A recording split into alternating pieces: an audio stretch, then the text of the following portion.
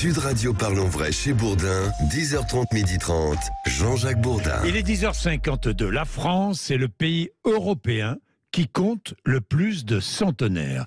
C'est une étude de l'INSEE.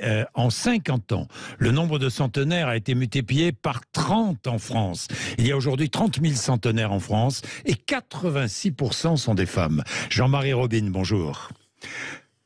Allô ? Jean-Marie Robine, bonjour. Vous êtes directeur de recherche à l'INSERM et spécialiste de ces questions du vieillissement. Jean-Marie Robine, projection, je regardais les projections de l'INSEE. En 2040, 76 000 centenaires. En 2070, entre 100 000 et 600 000. La France est le pays d'Europe qui compte le plus de centenaires. Pourquoi, selon vous ? Alors, en fait, déjà, on sait que la France est un des pays qui a une des meilleures espérances de vie au monde. Donc, c'est vraiment une question de... On a des très, très bons taux de mortalité par rapport aux autres. Et alors après, pourquoi on aurait plus de centenaires, par exemple, que l'Espagne ou l'Italie? Ça tient vraiment à des questions de détail parce que aujourd'hui, les décès sont extrêmement concentrés. Pratiquement tout le monde meurt au même âge. En fait, les 2/3 des Français meurent autour de 90 ou 91 ans si ce sont des femmes, ou de 88 ans si ce sont des hommes. Et il suffit de tout petit déplacement dans l'espérance de vie et dans les lois de mortalité pour faire que plutôt que la fin de vie vraiment soit vers 98-99 ans, elle est plutôt vers 100 ans. Vous voyez, un décalage d'1 an ou 2, et c'est ce qui se passe. Donc la France est un peu en avance, un tout petit peu en avance sur les autres. Voilà, la France est un tout petit... Alors, je regardais, entre 60 et 70 ans, il y a 53% de femmes. Entre 80 et 90 ans, il y a 61% de femmes. Et après 90 ans, 73% de femmes, les femmes donc, vivent plus vieux que les hommes. Absolument. Et alors, quand on résume ça en termes d'espérance de vie, on a effectivement un écart d'espérance de vie de 5 à 6 ans plus élevé chez les femmes par rapport aux hommes. Mais ça veut dire qu'effectivement, les hommes commencent à mourir dès 50 ans, alors que pour les femmes, il faut attendre pratiquement 70 ans pour commencer à les voir mourir. Et c'est ça qui explique ce que vous venez d'expliquer, qui est que plus on va vers un âge élevé, plus l'effectif de population est constitué de femmes. Et on va chez les... Ouais.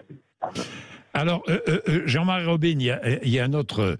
L'INSEE nous parle aussi de comment vivent les personnes très âgées. Un peu plus d'une personne sur 2 vit en institution, maison de retraite ou autre.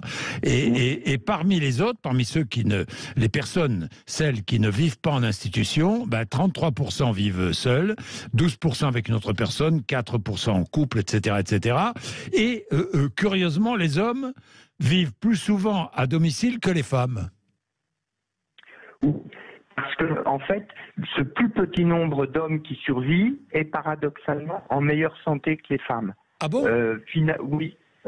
Oui, c'est finalement... Les femmes ont une capacité plus importante que les hommes à continuer à vivre avec un état de santé dégradé. Et en fait, quand on fait des calculs d'espérance de vie en bonne santé, Allô ? Allô. On a un problème de téléphone avec Jean-Marie Robine. Ça peut arriver. J'ajouterais que les centenaires sont souvent diplômés du supérieur. Et pourquoi ? Eh bien parce qu'ils ont un meilleur accès aux soins.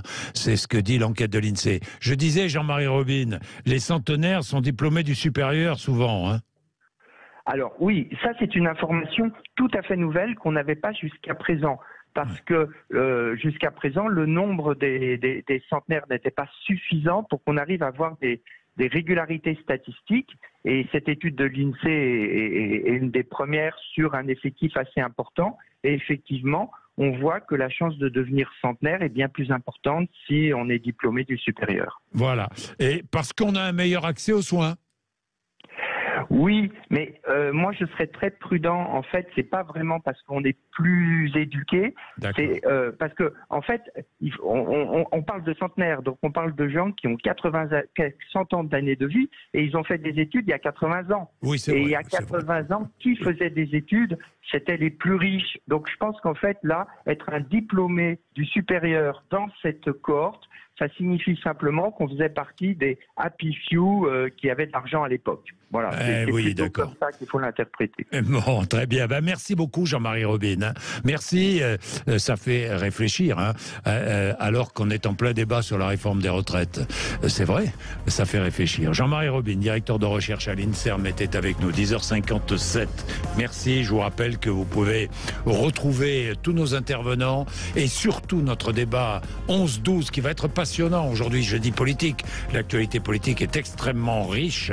Crise démocratique. Nous vivons une crise démocratique, dit Laurent Berger. Alors, qu'en pensent nos invités politiques, nos 3 députés qui seront là?